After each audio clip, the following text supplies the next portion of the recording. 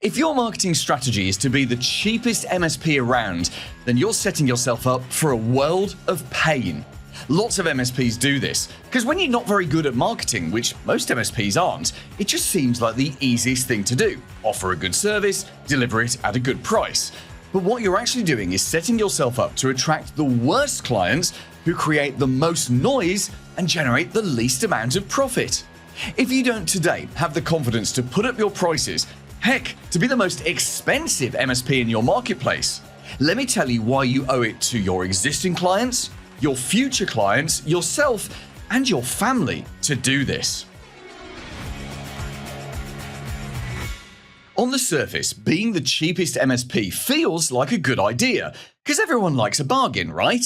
But here's the thing. Being the cheapest is not a winning strategy. It attracts completely the wrong kind of clients. The ones who are constantly haggling, they're always looking for shortcuts, and they just don't value what you do for them. In fact, they'll leave the moment that someone else comes along who's a pound or a dollar cheaper than you. And that is not really a foundation that you can build a profitable, stable MSP on. So instead, you kind of want to be at the other end of the scale, the most expensive MSP in town.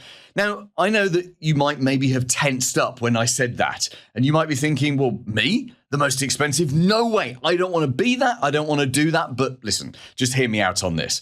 The MSPs who charge the most are often the ones who are seen as the safest choice. It kind of seems crazy, doesn't it? But actually, higher prices signal higher value. They signal better service. They signal more stability, more reliability. And guess what? The best clients, the ones who are really serious about their businesses and protecting their businesses and growing them with a proper partner, they want that reassurance. They don't just want to spend money on a service and spend as little as they can. They want the best quality because they want a genuine partnership from someone that offers a very high quality of service. So how do you do this? Well, there are two main approaches that you can take: overt and covert. So overt is where you're very upfront about being premium. In fact, you build your whole brand around expertise, trust, and high standards. You're never apologizing for your price. In fact, you're proud of it. But then the opposite is covert, because this is a little bit more subtle. And in this, with being covert, you don't shout about being the most expensive from the rooftops.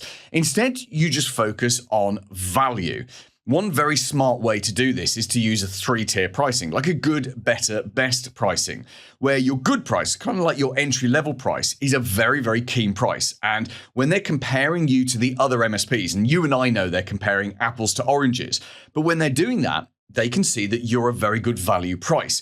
But ultimately, the package that you most want to sell, that actually most people will want to buy because it's the best value. There's all of the stuff in there. It becomes your better package or your best package. And of course, the price for that is a lot higher. So you're the most expensive without essentially advertising that you are the most expensive.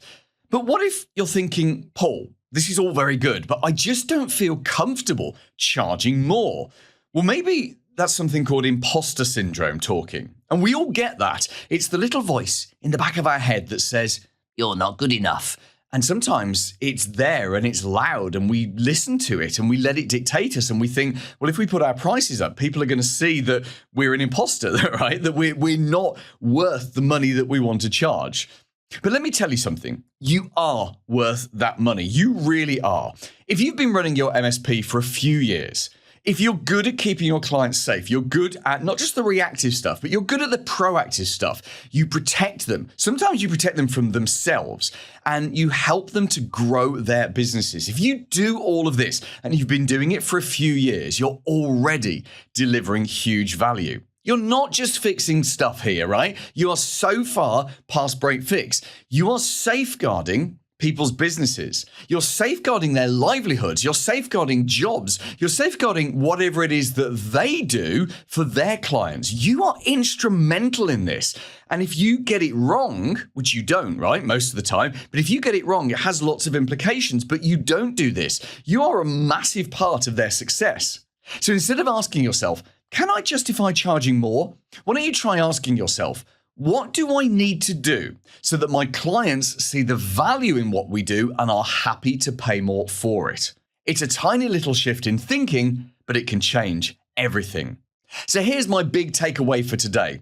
Don't ever play the cheapest game. You'll always lose in some way, either by attracting the wrong clients or just having to deal with the noise and the hassle and the lack of profits that they generate.